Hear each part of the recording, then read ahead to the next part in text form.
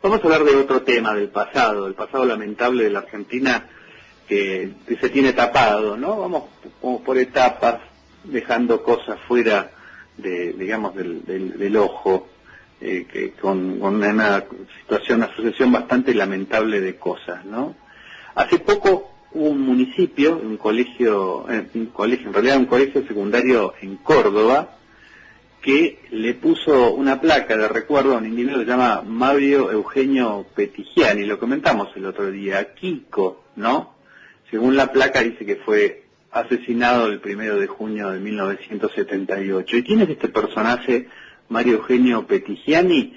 Bueno, le vamos a preguntar a Arturo Larrabure, que es hijo de Argentino del Valle Larrabure, que está con nosotros en línea.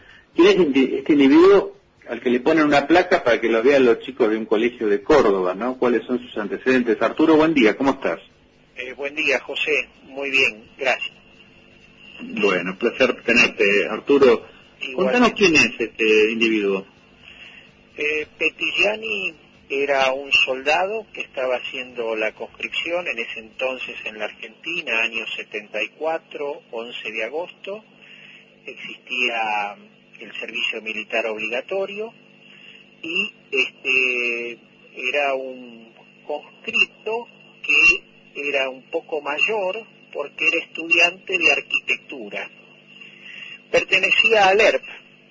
No es la primera vez que uno sabe que en determinados grupos terroristas armados que existieron en la Argentina, ERP, montoneros, se infiltraban determinados individuos, digamos, dentro de las Fuerzas Armadas y producían ataques, copamientos, como puede ser también lo que sucedió con Invernizzi en el Comando de Sanidad en el año 73, y así distintos conscriptos que en realidad contaban con la confianza de la gente.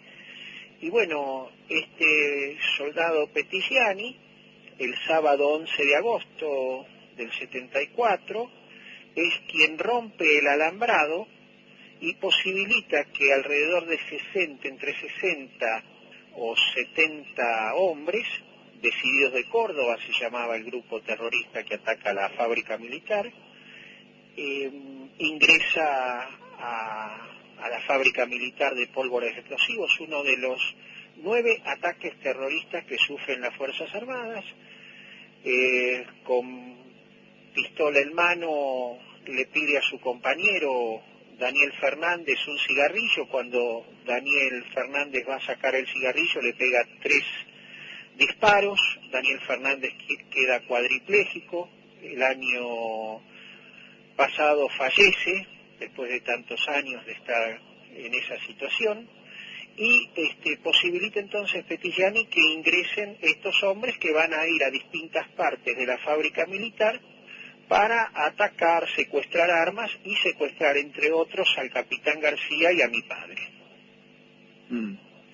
Ahora, ¿cuál es el aspecto por el cual este HDP puede haber sido homenajeado en una escuela de Ciudad Oliva, en Córdoba? Bueno, yo creo que responde un poco a la tergiversación de la historia argentina, ¿no es cierto? Yo no creo que merece ningún homenaje, tampoco hubiera merecido ser desaparecido, pero las cosas se dieron así. Ahora, en el 2008, cuando es homenajeado, el intendente de la ciudad de Oliva, el director del colegio secundario tienen que ser conscientes de su historia personal, de que fue un traidor, un Judas de los 70, como también lo es Invernizzi, y que realmente no se le puede rendir honores porque es un mal ejemplo, no un generoso ejemplo, porque yo siempre digo lo siguiente: si nosotros veneramos, homenajeamos a personas que han sido traidores a las Fuerzas Armadas, eso nos da lugar a que mañana un grupo de individuos se levanten armas y ataque una fábrica militar, una institución de la patria, cualquiera, ¿no? Cualquiera. O a lo mejor a ellos mismos, ¿no? Yo estoy pensando, Arturo, si uno tuviera que seguir el ejemplo de todas estas cosas que esta gente reivindica, ¿qué tendría que hacer? ¿Tomar las armas, empezar a poner bombas, matarlos a ellos? ¿Qué están esperando que estos chicos aprendan? Bueno, es lo que está pasando, ¿no es cierto? Entonces, indudablemente es muy peligroso, porque vivíamos en el 74 en plena democracia. Entonces, ¿qué quiere decir? Si mañana estos jóvenes se arman, se levantan contra la institución, contra el Ejecutivo, contra el Legislativo, como pasaba, no es que no pasaba. Y entonces, ¿qué? 30 años después son homenajeados, se les rinde culto, homenajes, indemnizan a sus familiares, una placa, y en realidad están convalidando al terrorismo, con lo cual es apología del delito, está penado por la ley.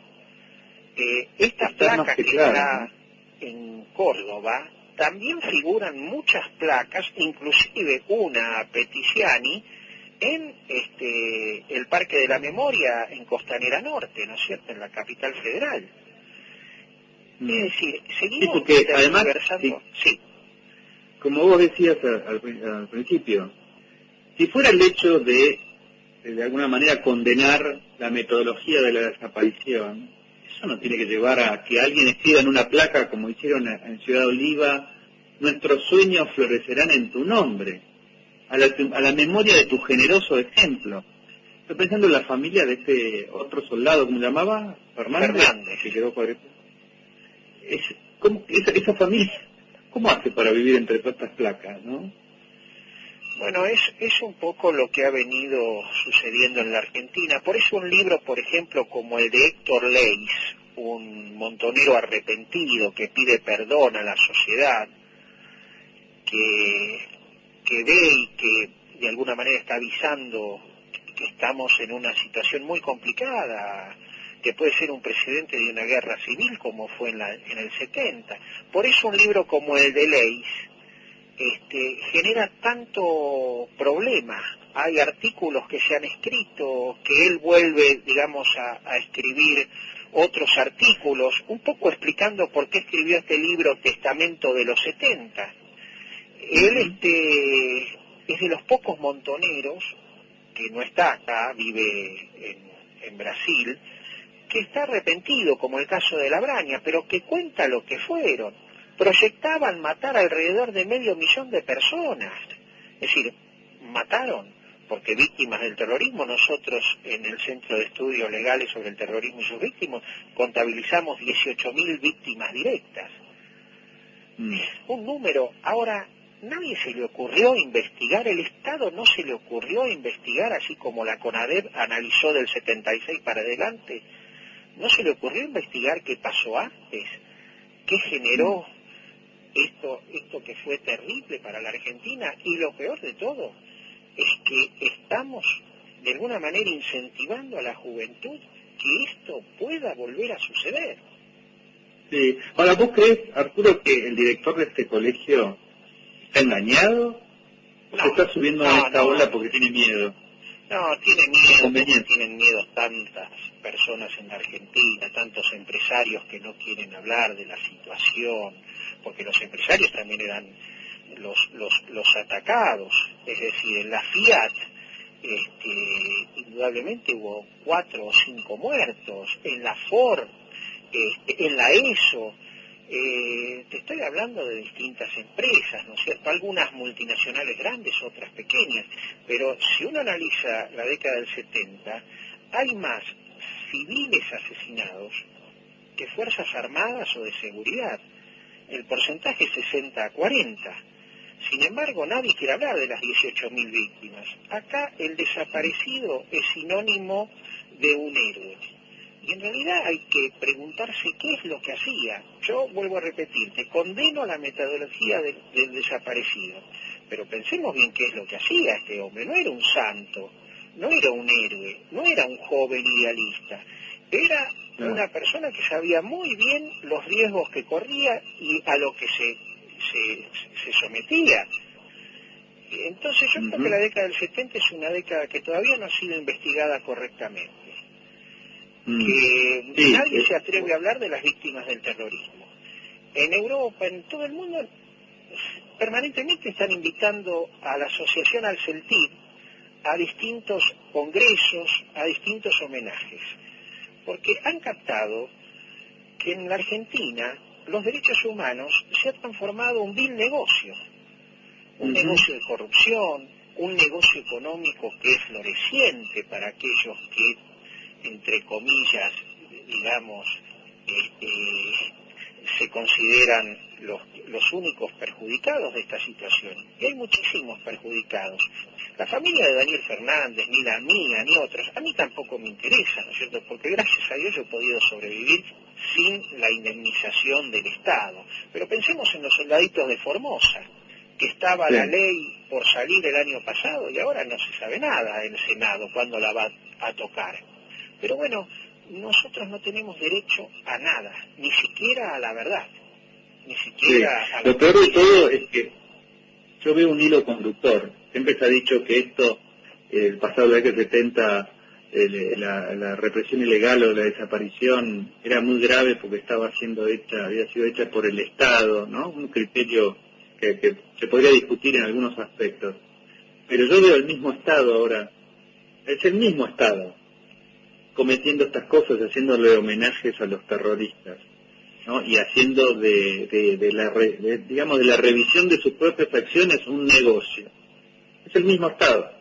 Es el mismo Estado y es lo que denuncia Leys en su libro. Por eso es tan interesante y causó tanto efecto que han salido desesperadamente con los tapones de punta a frenar el libro de Leys.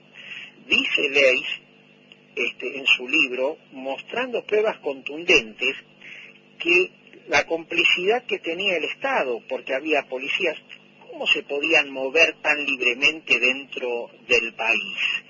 60, 70 hombres. ¿Cómo pueden atacar un regimiento como Azul en el 74, que lo pone loco a Perón, el 19 de enero del 74, cuando secuestran Ibarzábal y matan al coronel Gay y a su esposa en presencia de su hija, que después termina suicidándose con los años? Es decir, todas estas cosas no se cuentan. Pero lo que quiero decirte es que Leys, un montonero arrepentido, denuncia la complicidad del Estado, que es un poco el tema que está denunciando Claudia Rucci, cuando dice que Montoneros, porque, ojo, no hay que confundir Montoneros y él. Montoneros era el propio Estado, estaban infiltrados dentro del Estado de Perón, tenían cargos, gobernaciones, 6 gobernaciones en el país, concejales, intendentes, diputados, senadores. Si no, no se puede entender cómo la ley de amnistía del 73, la famosa ley de amnistía, decreto presidencial de Cámpora, sale sin que nadie se le oponga y sin ningún condicionamiento, y ahí es donde la ley antiterrorista queda sin efecto, donde se suprime la Cámara Federal en lo penal. Es decir, pongamos la historia por encima de la memoria, digamos las cosas con la verdad, digamos a los historiadores que comiencen a mirar con los dos ojos y que no sigan haciendo el juego hacia los que se levantaron en armas en pleno gobierno democrático contra las instituciones de la República. Sí, o sea que yo hace tiempo que pienso que esta gente, la que estuvo comprometida y metida, que ahora está en esta cosa de los derechos humanos, Berbisky y compañía, en el fondo no se bancan lo que ellos nos hicieron, entonces están llevando la cosa de manera muy violenta a una reivindicación imposible de las barbaridades en las que se metieron y los propósitos que tenían, ¿no? Es como una exageración. Entonces, o tenés este personaje que vos contás, Leys, que es capaz de asumirlo, por lo tanto se desactiva como agresor de la sociedad, o tenés a los otros que van a seguir agrediéndonos, aunque nosotros les digamos que son unos héroes, porque ellos no se lo van a creer. Bueno, hay un libro de Acuña, de Carlos Manuel Acuña, Los Traidores, que en realidad un poco explica qué es lo que pasaba, los dobles agentes. Por ejemplo, hay un tal Charlie Moore que es condenado porque en la causa de papá no está primero la causa, está el copamiento de la fábrica militar.